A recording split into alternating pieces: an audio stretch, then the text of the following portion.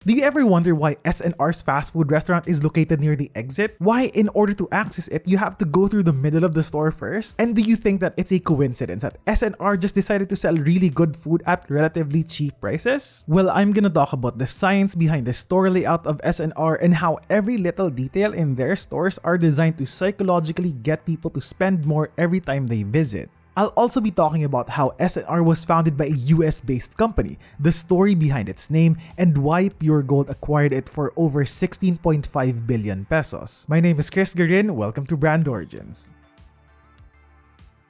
The entire business of S&R has a lot of parallels with the likes of Walmart and Costco in the US. In fact, it may actually even be based on them. But there are a couple of key differences that I would like to point out. You see, even though Walmart and Costco are thriving in North America, you simply can't replicate that and bring it here in the Philippines. What works in one country may not work in another. A great example is Shopee. Shopee is doing extremely well in Southeast Asia, but it's not doing too well in Europe and is actually exiting France. And so I'll be covering what the Costco model has similar to S&R and where they differ. One thing they have in common is the fact that within the store, Costco has its own fast food restaurant. Aside from the great deals you can score at Costco, it's also famously known for their low price but delicious hot dogs, rotisserie chicken, and pizza. And did you know that the price of their hot dogs has been $1.50 since 1985? That's 37 years. Just like Costco, S&R has its own fast food restaurant within the warehouse. Initially, I thought that the main reason why Costco and S&R sell pizza is because they just want to set up another revenue stream. I mean, sure, that's part of it, but the main reason why the restaurant is there is because of the psychological impact it has on customers, because it subconsciously makes people want to spend more. For instance, people in the US are blown away as to why the pizza is so delicious yet so cheap at Costco. The impact of this on us is that we start associating this with everything else being sold at the store.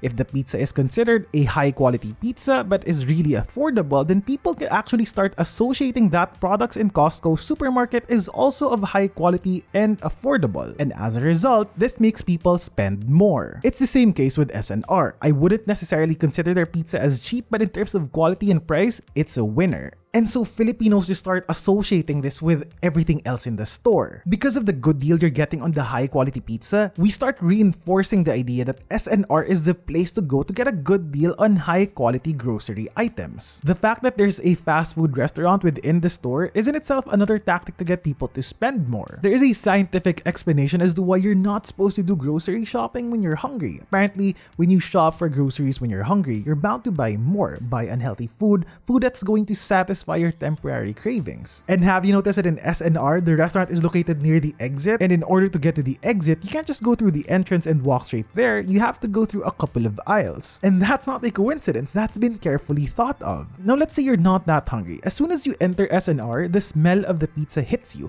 And then you're now fantasizing about that slice of cheese pizza. So then now you do your groceries with this craving. And now you're more likely to buy more food. And once you're done grocery shopping, you're most likely gonna stop by and grab yourself a slice of pizza. Now, this scenario is for the people who originally wanted to go to S&R for groceries but ended up buying groceries and pizza. But then the restaurant also appeals to another market. How about the people who didn't want to buy groceries? Maybe you don't really need to buy anything. Maybe you just wanted some pizza. So now you drive to S&R, and then since you have to go through a couple of aisles to get to the pizza restaurant, you're probably gonna be like, you know what, I'm already here. I might as well just buy some extra toothpaste or tomatoes or whatever. So yeah, some people go there for the food but end up buying groceries anyway. So in a way, the cheap restaurant food is drawing more people in to come visit S&R more often. Fun fact that's unrelated to S&R, did you know that Ikea, the furniture company, the reason why they started serving meals such as their famous meatballs was because they noticed that their customers would leave Ikea without buying anything due to hunger. But anyway,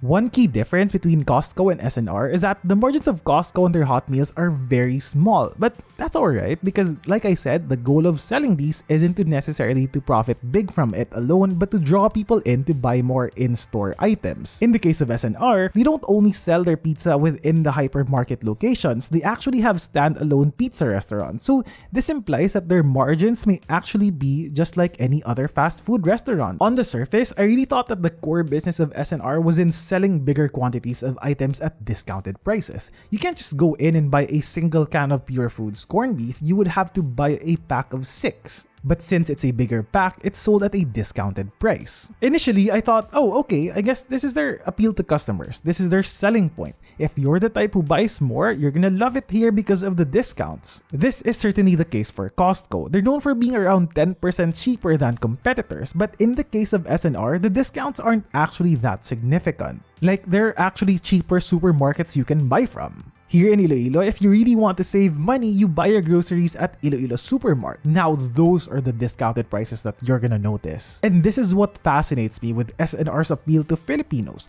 Whereas Costco is a brand for people who are looking to save money, S&R appeals more to affluent families here. A major edge of S&R is oftentimes it's the only place where you have access to a wide selection of imported products that you can't get anywhere else. Some have pointed out that specific alcohol brands are only available at S&R. These imported products are normally pricier, and since products at S&R are in bigger quantities, you're really more likely to spend more on a single visit. And so combining all of these, the perception of S&R is that it's less of a discount store and more of a status symbol brand here. You'll discover that a lot of the products that they carry appeal to a specific lifestyle. High-income families are probably gonna be like, S&R is status symbol brand? But then for lower-income families, which is basically majority of the Philippines, it kinda is. I'm not talking about Hermes or Mercedes-Benz level of status, but it still kinda gives off the vibe that you're living a comfortable life. Like, did you know that there are actually ASMR videos of people buying stuff from S&R? It's a massive flex just seeing the carts full of products they're buying. To top it all off, you know how us Filipinos have this colonial mentality thing, even though none of us would want to admit it? S&R fills this need really well. Just seeing all the American brands, all the imported products, it really adds to the appeal of S&R. Now, all these advantages of shopping at S&R, the pizza, the discounted prices, the wide selection of imported products, all of these combined have only one important goal, and that's to get people to pay for the annual membership fee. S&R follows Costco's business model of making money through the annual membership fees. S&R's margins are actually quite small when it comes to grocery items, but they make a bulk of their revenues in membership fees. And so, S&R's main goal is to get as many people to sign up for a membership. That's why they have all these perks. Perks such as the big discounts, access to imported brands, and back when they didn't sell their pizza in independent locations, getting access to this was an exclusive perk too. All of these have one goal, and that's to get people to sign up for the membership. The S&R restaurants located independently outside S&R hypermarkets are actually just one more way to get more members. It's a way for them to get exposure to people who have yet to visit their hypermarket. Like, if you buy their pizza and other meals a lot, a membership starts to make sense because you get discounted rates on those meals, and this may be the stepping stone to get you to shop at S&R. With all these perks, 700 pesos per year actually seems like it's worth it. In 2012, S&R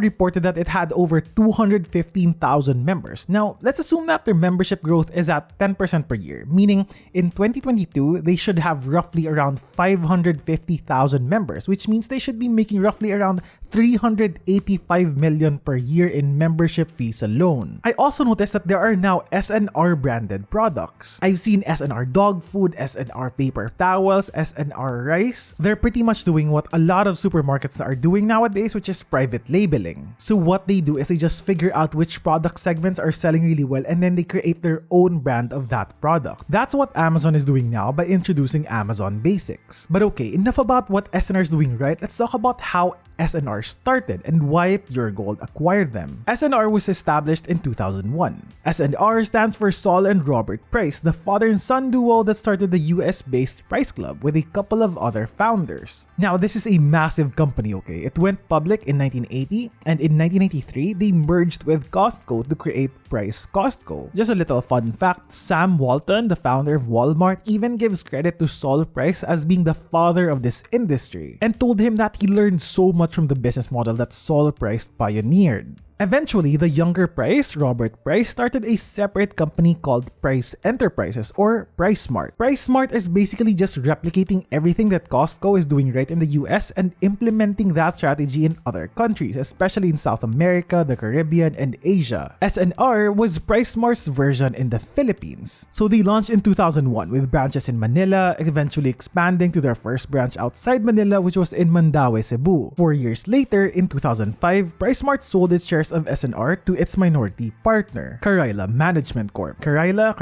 I don't know, I'm not sure. Carrila is owned by the Lucio Co family. In 2012, Puregold, also owned by Lucio and Susan Co, acquired Carrila and S&R for over 16.5 billion pesos. Now, why did they do this? Well, it actually makes sense because S&R serves the AB market, the higher income group, and Puregold serves the CDE market, the lower income group. So it really is a perfect fit. Two strong brands for each income group. If you want to learn more about Puregold, I'm actually gonna be doing a deep dive about Puregold in the next video, so if you don't want to miss it, just click subscribe. The link will also be in the description right after I upload it. And yeah, that's pretty much it. Now you know about the brand origin story of S&R. If you made it this far, I'd love it if you can leave a comment, like the video, and if you can share it with your friends. Also, check out the podcast. It's on Spotify and Apple Podcasts. If you want to say hi, just message me on Instagram. The links are in the description.